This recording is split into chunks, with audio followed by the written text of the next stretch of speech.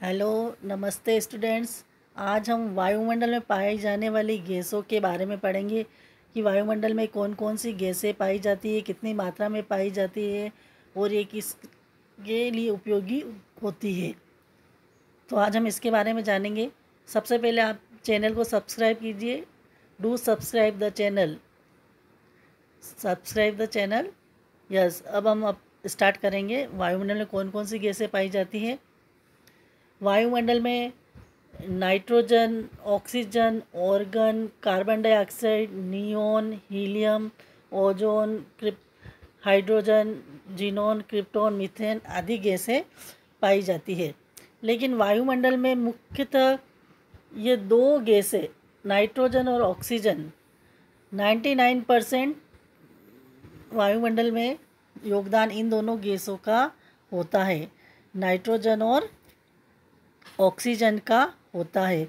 और शेष जो 1% बचती है उसमें वो सारी गैसें आ जाती है, जैसे हीलियम, क्रिप्टॉन, ओजोन, जीनोन आदि गैसें इसमें आ जाती है। तो वायुमंडल मुख्यतः दो गैसों से मिलकर बना है, नाइट्रोजन और ऑक्सीजन 99% भाग। अब ये जो नाइट्रोजन गैस है, इसको जो N2 से, इसका जो प्रतीक है, हम नाइट्रोजन को N2 से लिखते हैं। और वायुमंडल में 78% नाइट्रोजन पाई जाती है और ये वनस्पतियों व पौधों के विकास में सहायक होती है और ये उत्पादकता बढ़ाने में सहायक होती है नाइट्रोजन गैस। और रासायनिक उर्वरकों के निर्माण में भी इस गैस का उपयोग किया जाता है, मतलब जो रासायनिक खादें बनाई जाती है उसमें भी नाइट्रोजन गैस का उपयोग किया जाता है। इसका प्रमुख कार्य ऑक्सीजन को तनु करके प्रज्वलन का नियमन करता है। और विभिन्न जीवों में पाए जाने वाले नाइट्रोजनी यौगिकों में वायुमंडलीय नाइट्रोजन का उपयोग होता है। तो नाइट्रोजन गैस बहुत ही ज़्यादा उपयोगी होती है, वनस्पति व पौधों के लिए बहुत ही उपयोगी होती है।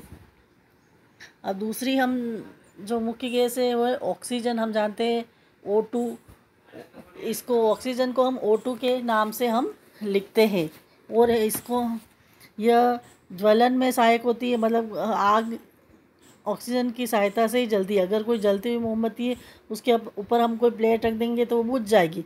तो ऑक्सीजन गैस जलने में सहायक होती है और श्वसन क्रिया में तो ये सहायक होती है, ये आपको मालूम ही है। बिना ऑक्सीजन के पृथ्वी पर जीव जगत की कल्पना नहीं की जा सकती है।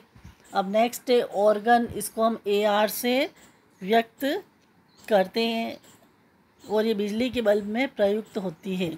और फिर नेक्स्ट हमारा जो इम्पोर्टेंट गैस है वो है carbon dioxide, CO2।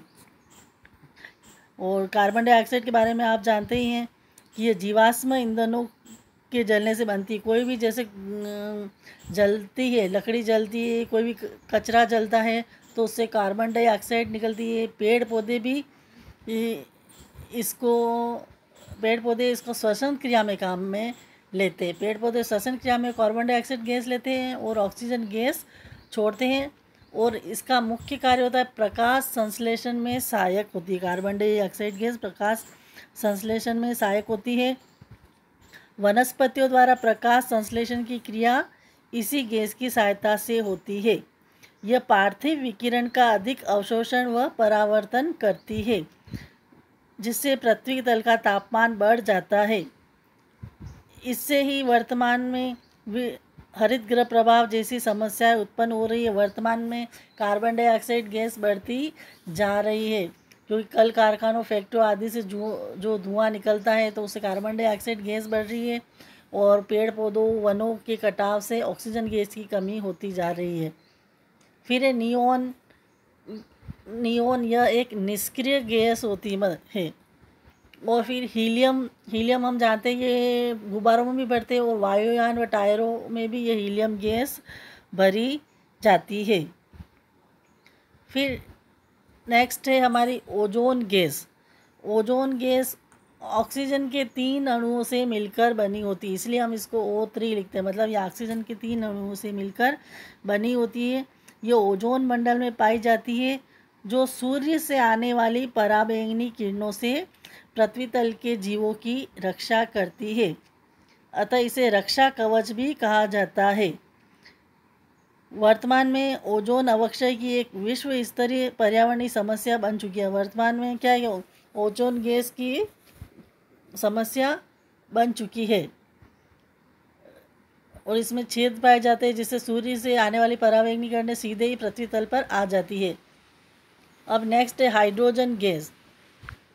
Hydrogen gas होती है वो जल के निर्माण में सहायक होती है। जल का सूत्र होता है H2O, तो ये जल के निर्माण में सहायक होती है। मतलब इसको हाइड्रोजन को हम H2 से व्यक्त करते हैं, H2 ये हाइड्रोजन का प्रतीक चिन्ह होता है।